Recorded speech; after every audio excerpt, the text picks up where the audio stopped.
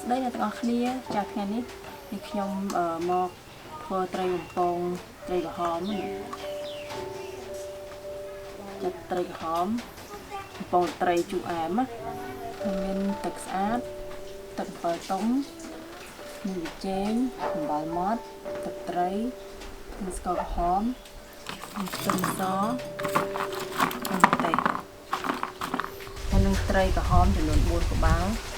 តែឥឡូវខ្ញុំយកត្រីក្រហមទៅបំពងសិនឥឡូវតេះក្តៅចាក់ប្រេងឆាចូលមកជួយទៅជាពងនេះ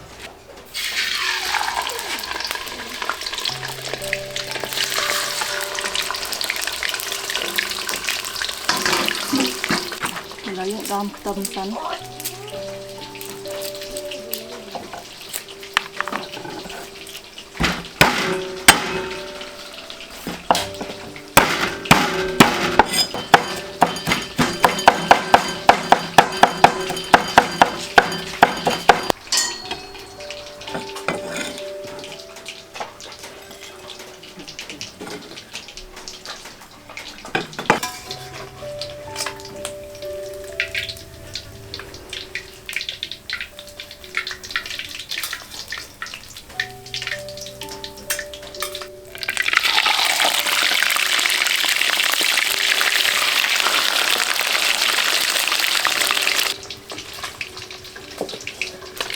ដើមឆាទឹកត្រីខ្ទឹមសហើយនឹងម្ទេស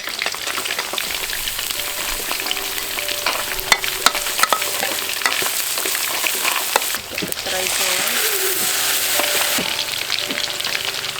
ចេញដាក់ស្ករខំ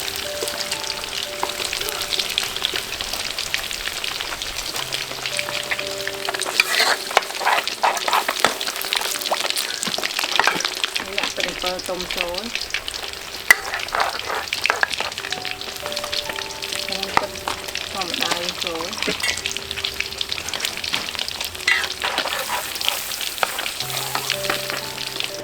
ចាឥឡូវនេះត្រីយើងឆ្អិនហើយនេះឥឡូវយើងចាក់ចូលនឹងទឹកត្រីដែលយើងបានឆាមិញហ្នឹងគេយើងត្រាំវាឲ្យចូលជាតិជាមួយត្រី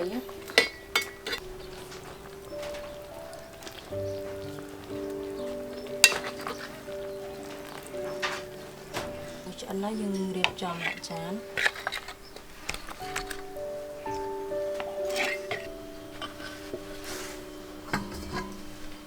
ចូលឥឡូវត្រីយើងឆ្អិនហើយឥឡូវយើងមក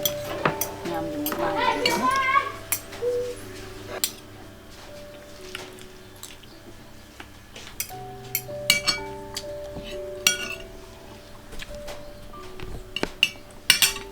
ខ្លាំងណាស់